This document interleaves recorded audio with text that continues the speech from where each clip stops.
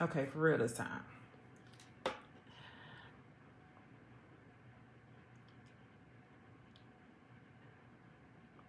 Okay, for real this time. Good evening, everyone. Welcome back.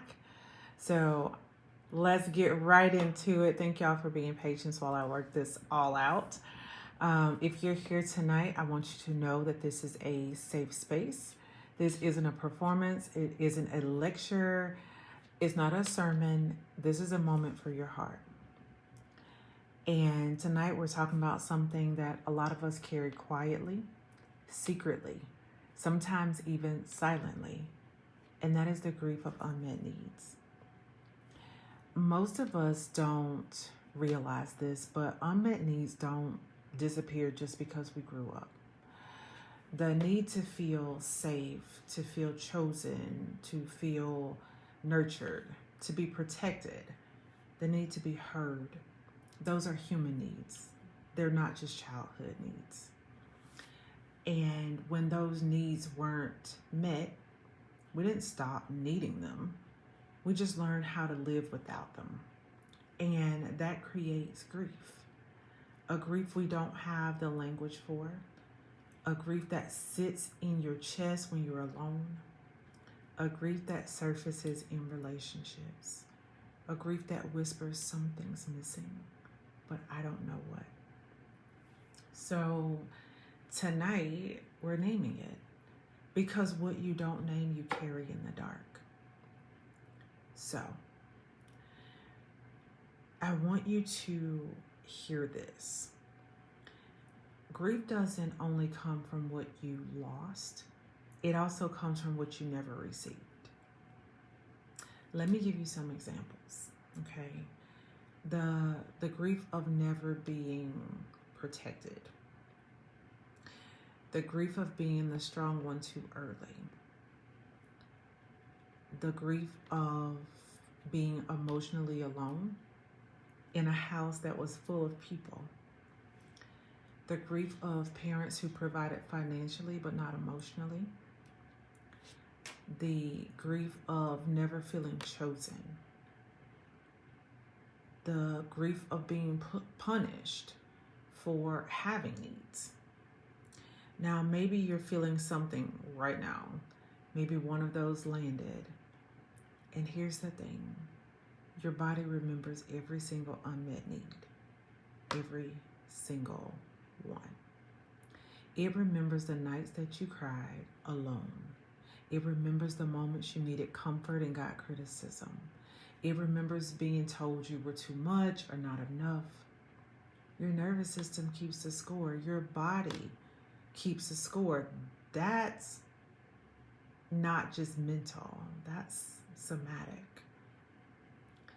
And so this grief doesn't stay in childhood, it follows us into adulthood. Let me show you how. Difficulty with intimacy. Not because you don't want connection, but because closeness can feel so vulnerable and dangerous and insecure. Sometimes there's overgiving in relationships, hoping someone will finally give back what you missed. People pleasing, because rejection feels like the old wound reopening. Loneliness, even when you're surrounded by people, because presence doesn't equal safety. And then shutting down emotionally because needing feels unsafe. And maybe you've been to therapy, you've read the books, you've done some of the work, but you haven't grieved what you didn't get. That pattern will keep looping. You're not dramatic, you're not needy, you're not broken, but you may be grieving. And grief deserves witness, not shame. Because again, it doesn't stay in childhood, it follows us. And so I want to show you exactly what that looks like, because when you can see the pattern, you can interrupt it. So if you were the child who was never protected in childhood, you had to handle adult problems alone. Maybe you mediated your parents' fights. Maybe you walked on eggshells to keep the peace. Maybe you were exposed to things no child should see or carry. Then what you learned was no one's coming, and that I have to handle this myself. In adulthood, you struggle to ask for help. You take on way too much because delegation feels like weakness. And then you're attracted to people who need saving because protecting others feels safer than being protected. And when someone tries to help you, you push them away, not because you don't want support, but because being vulnerable feels so dangerous. If you were the child who had to be strong too early, in childhood, you were the caretaker. You comforted your parent when they were sad. You parented your siblings. You became the emotional support system for the adults around you. And what you learned was my feelings are a burden and that I need to hold it together. In adulthood, you're the strong friend everyone leans on. You give and give and give, but you never let anyone see you cry. You break down alone, in your car, in the shower, late at night when no one's watching. And deep down, you resent the people that you love, not because they're bad people, but because you're exhausted from carrying everything. If you were the child who was emotionally alone in childhood, your house was full, but you felt invisible. Your parents were present physically, but checked out emotionally. You had the basics, food, shelter, maybe even a decent school, but no one ever asked you how you felt. No one noticed when you were struggling. And what you learned is, I'm on my own. My feelings do not matter.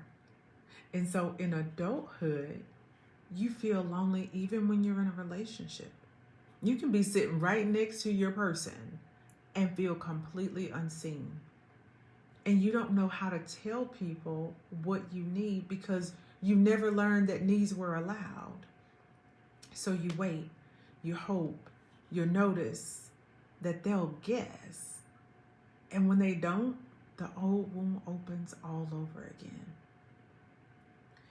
If you were the child who was criticized for having needs, when you cried, you were told to stop being dramatic.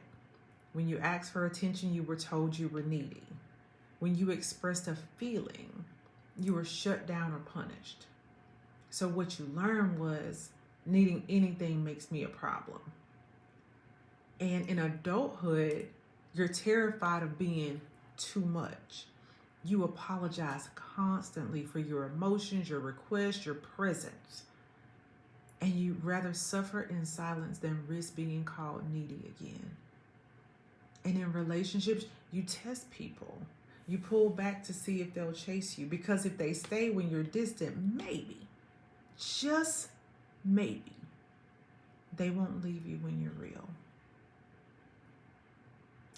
If you were the child who was never chosen, you watched other kids get picked, you felt like the backup plan. Maybe your sibling was the favorite. Maybe your parent was inconsistent, present one day, absent the next. And what you learn, I'm not enough to stay for. You, in adulthood, you settle, right? You accept breadcrumbs and call it love. You overperform in relationships, hoping that if you're perfect enough, they'll choose you. But here's the trap. Even when someone does choose you, fully, consistently, you don't believe it. Because you're waiting for them to leave. You're waiting for the other shoe to drop. Because the wound whispers people don't stay. Maybe you saw yourself in one of those. Maybe you saw yourself in all of those. And if you did, I need you to hear this. You are not dramatic. You're not needy. You're not broken. You're grieving. And again, grief deserves a witness, not shame. So before we go further, I want you to take a deep breath. Place your hand on your chest or your stomach, whatever you feel, wherever you feel the emotion is sitting with you. And just inhale, hold it, and exhale slowly. You're safe. You don't need to explain your pain to deserve tenderness. And whatever you're feeling, however that shows up, it's welcome here. So I want to share 3 truths, not theories, not platitudes, truths. Number 1, your unmet needs are real. You weren't asking for too much. You might have been asking the wrong source, but you were not asking for too much. A child needing safety isn't needy. A child needing attention isn't dramatic. A child needing affection isn't weak. You had needs. They were legit, and the people responsible couldn't meet them. That's not your fault. Number 2, you adapted to survive, not because you were broken.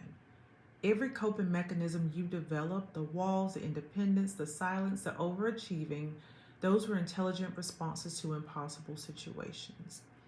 Your patterns are evidence of your intelligence, not your failure.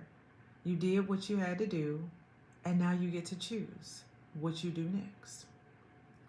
Number 3, you can meet the needs you didn't receive. Hear me. You are not stuck in the old script. You can give yourself what your childhood didn't have the capacity to provide. You can become the nurturing presence that you needed. You can offer yourself the safety that you craved. You can choose yourself the way you wanted to be chosen. You are not bound by what was. So, how do you begin? I'm going to give you 2 steps, not the full roadmap because you'll quit on me.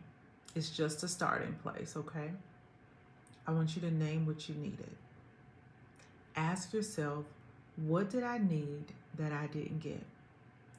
Was it safety, attention, protection, affection, consistency, validation? Write it down if you can. Say it out loud if that feels safe to you. Because when you name the need, you stop blaming yourself. And you stop thinking, what's wrong with me? That's shame. And you start saying something was missing and I deserve better. And then step 2, you get to break the cycle. The wound is yours, but so is the power to end the cycle. So this week, give yourself one thing your younger self needed. That could be comfort after a hard day, rest without earning it, reassurance that you're enough, permission to say no, protection from what drains you or people that drain you, gentleness when you make a mistake, or acceptance of all of your feelings. One tiny act of self-tending can begin to rewrite your story. It will not erase the past, but it will change your future. Because some of you are going into some scenarios over the next couple of days, and you need to be able to say no. You need to be able to set some boundaries. That's what you need. And that just has to be okay. We have to get to a place where we no longer set ourselves on fire to keep other people warm. And often we want to make sure everybody is comfortable, even if that means we're uncomfortable. So just be careful with that. Be mindful of that.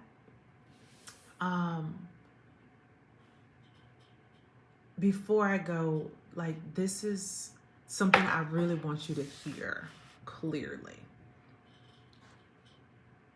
You survived not being nurtured, not being chosen, not being seen, having needs that should have been met, but they weren't.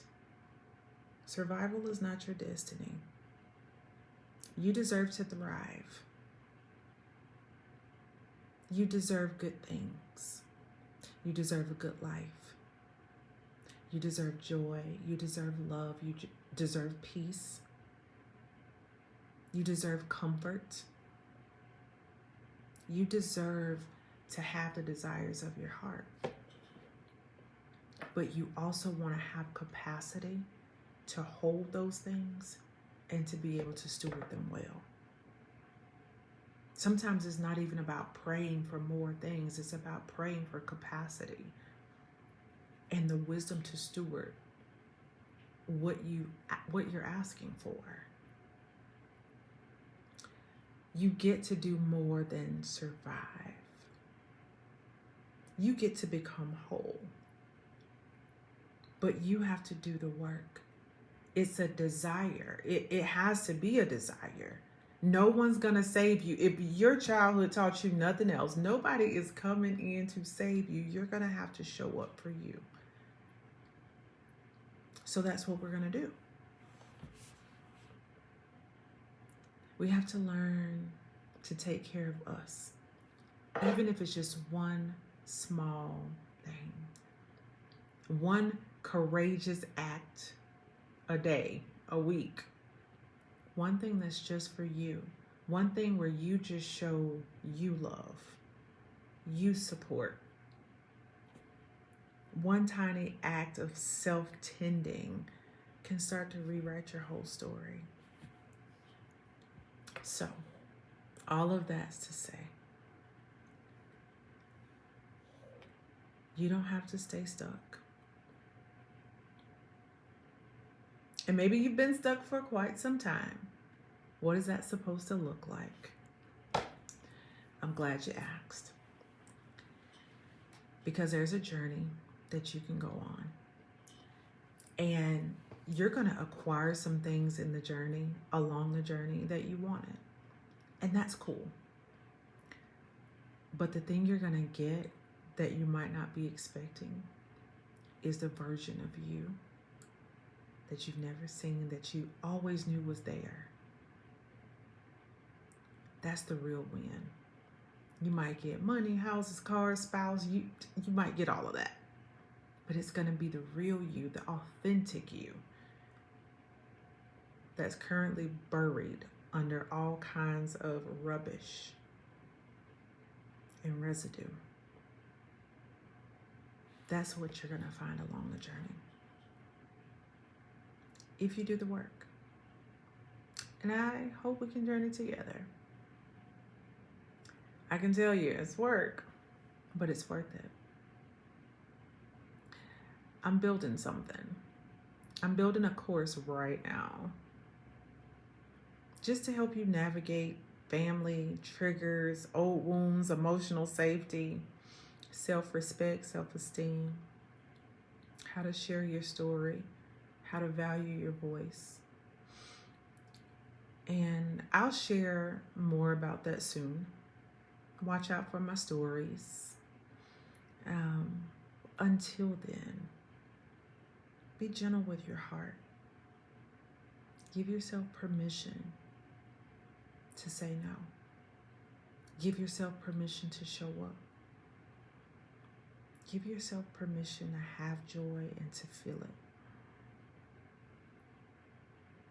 Don't push it away. You've earned that. Until next time, blessings to you.